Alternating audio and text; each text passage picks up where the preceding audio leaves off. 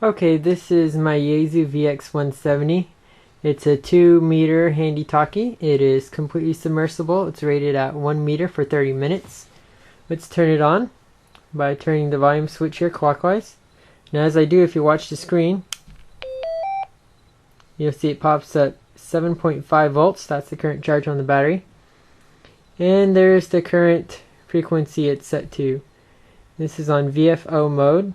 So you can easily change the channel, or the frequency rather, by either pressing the up and down arrows or turning this bottom knob right here. You can see.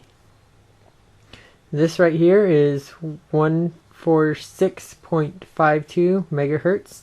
That is the nationwide simplex frequency for the United States. And it has 2 VFO banks on this radio, so if you hit VFO again, it'll switch to B. You see that has A and B. That way you can change one of them and go back to the other one and not lose your place on either one.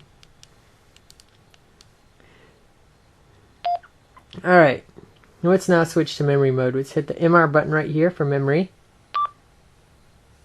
And you can see I'm set on memory number 1.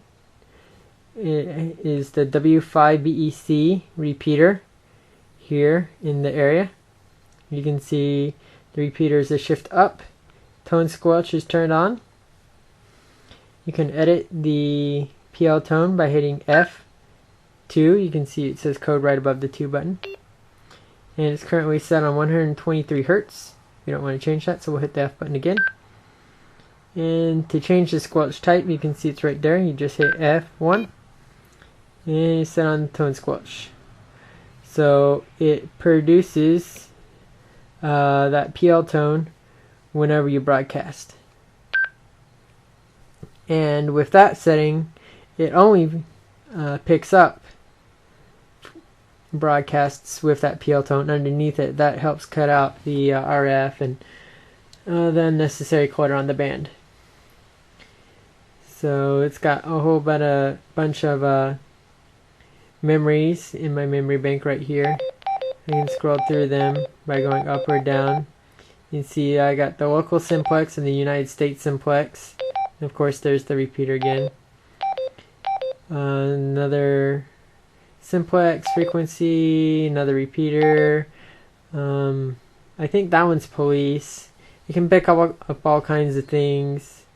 You can't broadcast on those obviously, but you can pick them up and you can listen to them, and it's kind of interesting some of the things you hear. There's another repeater. APRS. This is actually, I'll show you the frequency. To do that, you hit the F button, then you hit set right here, which is actually the 0 button. Now we're in the menu. We can scroll to it either by using this frequency knob here, or the frequency buttons here. Now what we want to go to is name, so we'll go up. They're in alphabetical order. You can see it right there. We'll hit F. You can see it's set to alpha. We can change that to frequency. Hit F again to go back. Push the talk button to go back, and there you can see the frequency that we use is 144.39 megahertz. That's our frequency that we use for APRS around here. There's another repeater, M5ZXJ. I can even pick up Walmart around here. And so it's got a lot of neat options on it.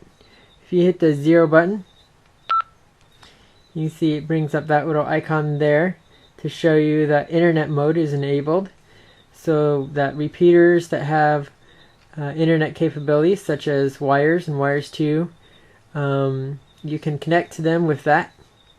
So you'll just turn that on and hit the push to talk button, and when it does, or when you do, it'll put out a little tone at the start of your transmission, and then you can either type in the number for the repeater that you want to connect to, or you can go under the settings and change it so that it can automatically do that for you via a memory preset. But I'm not going to do either one of those right now because I don't really want to connect to a repeater right now. I'm just kind of showing you what I got here. But I'll demonstrate. When you press the button, it does beep. And it does that to start each of your transmissions on the internet mode. Let's turn that off so that we don't annoy people with the constant beeping. And there it is. It's now turned off. Let's see, what else can I show you? Right here, you can see it says skip. You can set it to skip that frequency. Or you can set it to only do that frequency and other frequencies that you set to only. Let's turn that off because we don't want to do either one right now. If you press and hold the 1 button. Okay, that wasn't me. That was the local repeater. That's the call sign in Morse code, W5BEC. It transmits that frequently. Now, if you press and hold the 1 button, like I was saying,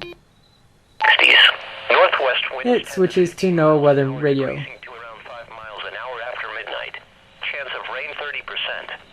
And you can change the channel by turning the dial up here or pressing the up-down arrows here to whichever channels you can pick up. Right here, apparently I can only pick up 3, but when I'm outside I can pick up others as well when I'm moving around. You can press and hold the up arrow and that'll set to scan. You can see it's just scanning all the weather channels, and whenever it picks up the signal that there's a severe weather alert, then it will automatically go back to this so that you can hear the alert. And you can go back by simply holding down the button again. You can scan all the frequencies in your memory bank by pressing and holding the up or down arrow. It'll scan all of them except the ones that have the skip function enabled. So you can see it doesn't hit the APRS. And you see right here it switched back to weather mode. If you read it scan, you can turn on the weather mode so every 5 seconds it'll go back and check right there the weather channels and go back to make sure that there aren't any severe weather alerts. Let's just go back to my home channel right here. And if there's any other functions you want to see on this or have me explain that you want to know more about or that I didn't address in this video, you can just comment and let me know or send me a personal message, whatever works. This is KD5WMX. Hope to hear you around.